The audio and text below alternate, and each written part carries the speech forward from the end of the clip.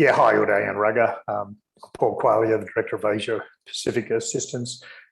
We are covering off on various issues in both our regions, Asia Pacific and EMEA, have joined me. Raga will cover South Asia and Uday will cover EMEA. Covering off on East Asia Pacific first, though, I'll just cover off major issues and ignore COVID issues or most issues that aren't pertaining to most of our clients.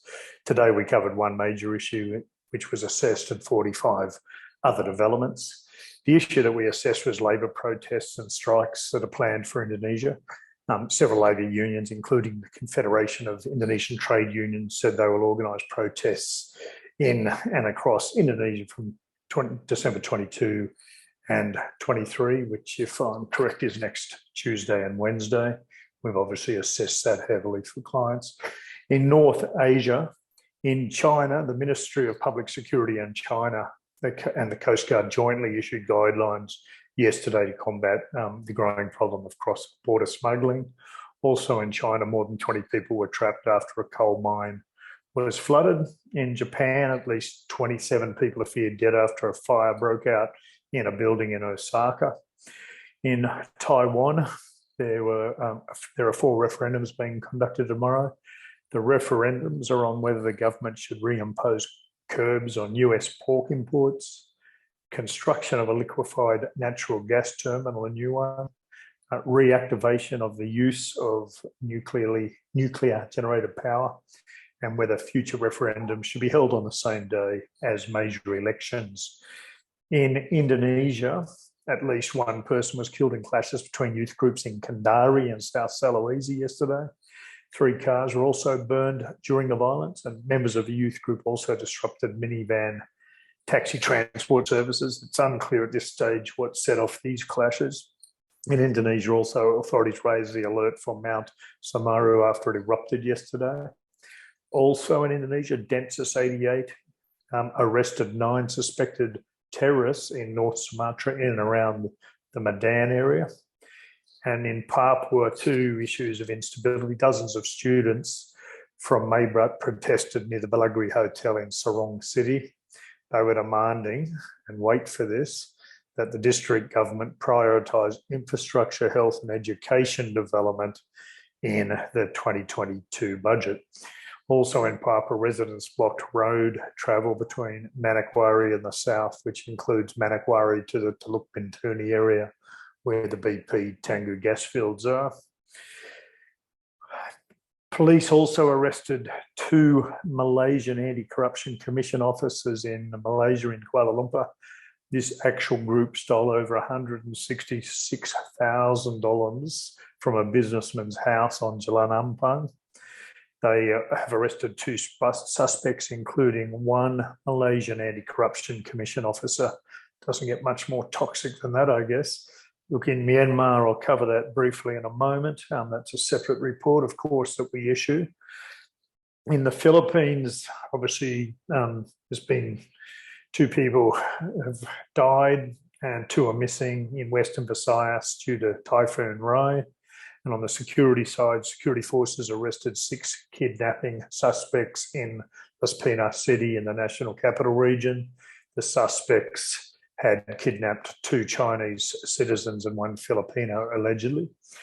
Also, on the security front in the Philippines, 2 civilians and 4 security force personnel were injured in an attack by the New People's Army in Barangay. And also 10 people from the New People's Army surrendered to security forces in Palembang, Sultan Kudarat, according to the Joint Task Force yesterday. Interestingly, in Singapore, a stock buying scam syndicate is currently being investigated jointly by Singapore and Hong Kong authorities. The Singapore-based syndicate is being implicated on conducting pump and dump scams involving stocks that have been listed on the Hong Kong Stock Exchange.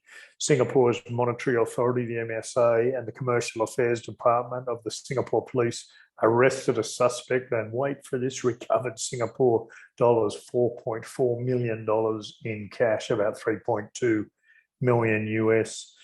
In Thailand, 1 suspect drug trafficker was killed in a gunfight with security forces in Chiang Mai, and 1 ranger was injured in the clash, which involved a group of drug traffickers. skipping most of the incidents in Australia and Pacific Islands and just focusing on one of the 10 or so incidents. In Papua New Guinea, the police had to fire warning shots after they were attacked by a tribe group with stones and arrows by squatters at the Garden Hills in Port Moresby. That's quick coverage of the 45 incidents in Asia Pacific. Over to you, Raga, for South Asia. Thank you. Hi everyone, this is Raga. Thanks for having me on, Paul. I'll be speaking on the latest developments in South Asia. Today, we've covered one assessed event and 14 other developments for the region. Our major development for today is about a violent clash that took place in Bangladesh on the occasion of Victory Day yesterday, in which 10 people were injured in the clash in Bogra between members of the ruling Awami League and the opposition Bangladesh Nationalist Party. The party members were armed with weapons and stones and attacked their rivals, and there were reports of vandalism as well. Incidents like this occur frequently in Bangladesh. They are indicative of the underlying political tensions in a country where the slightest trigger can lead to an escalation of violence. Coming to India, there are ongoing labor actions by employees of public sector banks. Around 70,000 employees of these banks are expected to go on strike across Gujarat state today. They are on strike against the proposed privatization of public sector banks. In the northeastern state of Nagaland, thousands of people demonstrated yesterday against the killing of 14 civilians by the security forces in Mon district that took place a few weeks ago. In Pakistan, protesters in Gwadar in Balochistan have finally called off their month-long protest movement after negotiations with the government. They were protesting issues of local concern, which includes illegal fishing and for the upliftment of the underdeveloped areas of the province. A Chinese national was found dead near Port Qasim on the outskirts of Karachi yesterday. The targeting of Chinese nationals is of interest, especially considering billions of dollars worth of Chinese investment into Pakistan. Also of note, in Karachi, dozens of residents have staged demonstrations against the suspension of gas supply yesterday.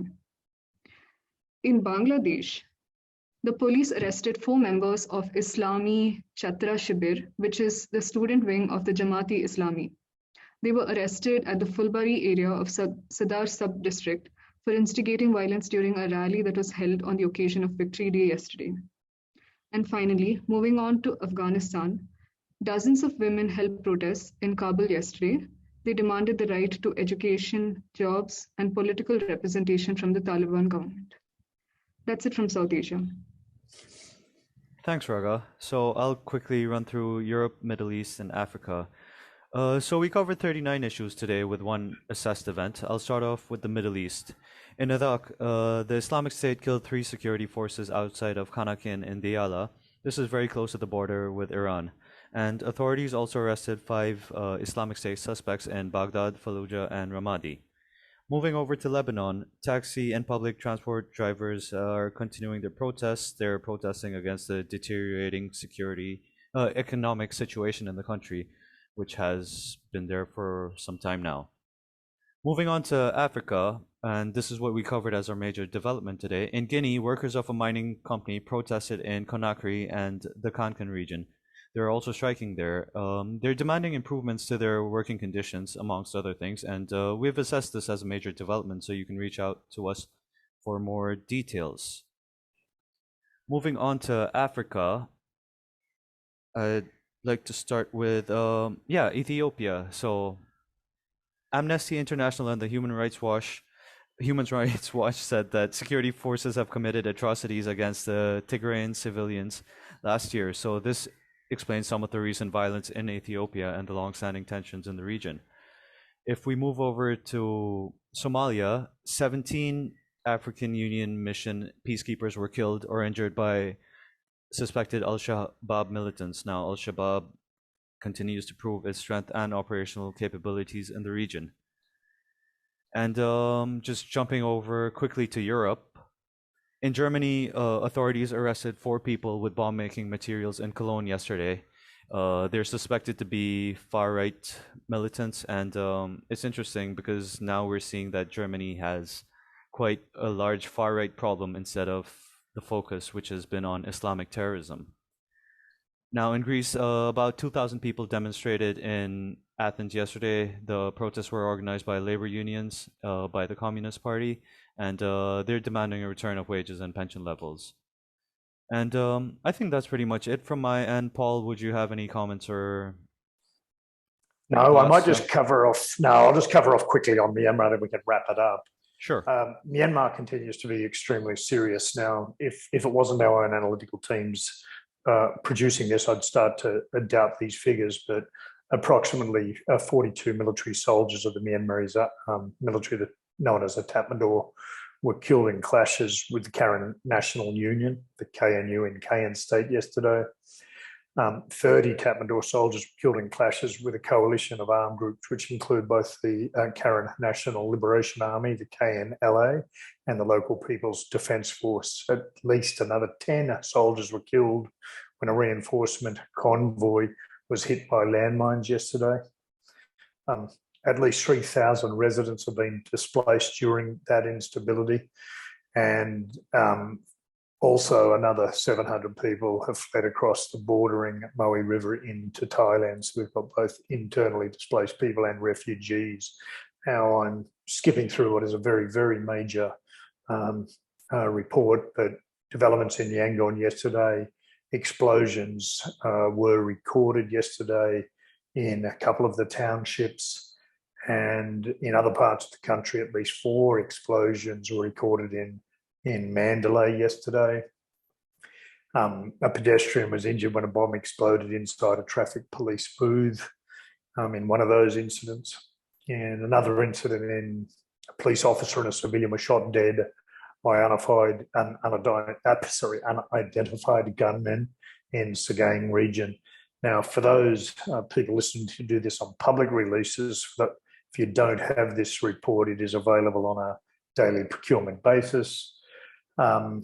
Incidentally, the civilian deaths during this unrest are up to 1,694, estimated security force deaths 4,769, and COVID-19 deaths 19,200.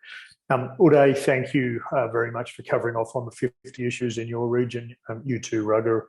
And if you want to get that detail of over 100 odd incidents, feel free to contact myself or Bhargav Reddy, or look on our website on apacassistance.com. Appreciate your time, Raga and Uday. Thank you.